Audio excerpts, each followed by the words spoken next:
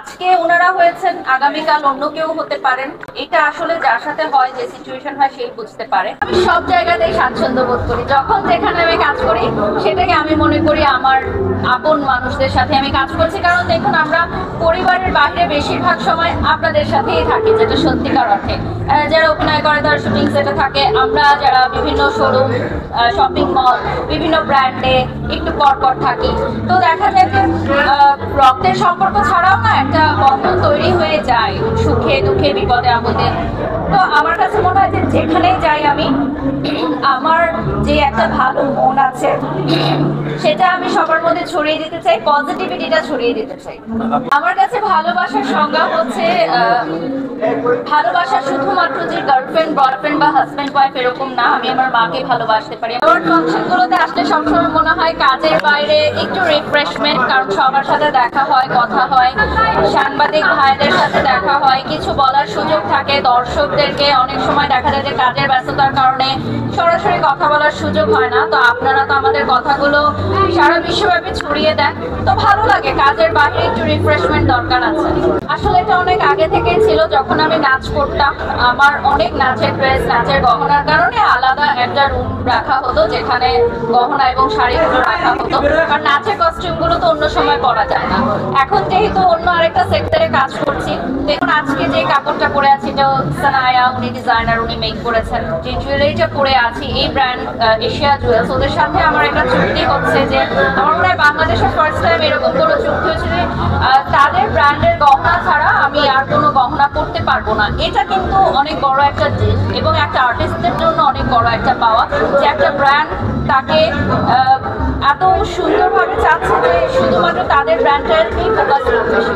তো এই ধরনের এন্ডোর্সমেন্টগুলো কিন্তু শুরু হচ্ছে এবং আমার মনে হয় যে এই যে পিআর বা গিফট রাখার যে বিষয়টা, এটা রাখার চেয়ে আমি মনে করি যে আমি অনেক মানুষদের মধ্যে এটা বিতরণও করে দিই, যেগুলো আসলে আমার কাজে লাগবে না বা মনে হয় যে তার কাজে লাগবে, তখন আমি এগুলো শেয়ারও করি অনেক সময়। আমার কাছে ভালোবাসার সংজ্ঞা হচ্ছে ভালোবাসা শুধুমাত্র যে গার্লফ্রেন্ড বয়ফ্রেন্ড বা হাজব্যান্ড ওয়াইফ এরকম না। আমি আমার মাকে ভালোবাসতে পারি, আমার ছোট্ট বাচ্চা মেয়েটাকে ভালোবাসতে পারি, আমি আমার শাশুড়ি মাকে ভালোবাসার দিবসে কোনো একটা উপহার দিতে পারি, অথবা সেটা হতে পারে বাবা মা, ভাই বোন, যে কোনো কিছু। তো ভ্যালেন্টাইন্স ডেটা ইন্টারন্যাশনালি অনেক বড় একটা পরিসরে দেখা এবং এটাকে কেন্দ্র করে অনেক ব্র্যান্ডরা অনেক আয়োজন করে থাকে।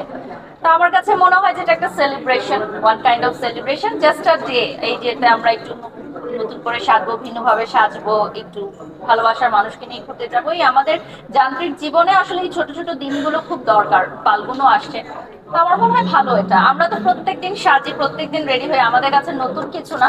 বাট যারা আসলে খুব যান্ত্রিক জীবন কাটান, অফিস করেন, অফিস বাসা, অফিস আউট, তাদের জন্য 5 তারিখের পরে আমরা দেখেছি একাধিক হোটেল থেকে মুসল্লিদের তোপের মুখে পড়ছে। সর্বশেষ অভিবিশ্বাসকেও দেখলাম গতকালকে একটি অনুষ্ঠান থাকতে পারেনি। কি বলবেন আপনার, নিরাপদ কিনা? আসলে আমাদের অনুষ্ঠান যেগুলো আমি করেছি এখন পর্যন্ত আলহামদুলিল্লাহ এমন কোনো ঘটনা ঘটেনি। তবে আমি বলবো যে যারা আসলে অনুষ্ঠান অর্গানাইজ করেন বা যে জায়গাগুলোতে অনুষ্ঠান অর্গানাইজ করা হয়, সেখানে যারা অর্গানাইজেশন টিমে থাকেন তাদের আরো বেশি কি বলবো, আইন শৃঙ্খলা বাহিনী বা আরো বেশি, যেটা কি বলে, অর্গানাইজ হতে হবে। আর আজকে ওনারা হয়েছেন, আগামীকাল অন্য কেউ হতে পারেন। এটা আসলে যার সাথে হয়, যে সিচুয়েশন হয়, সেই বুঝতে পারে।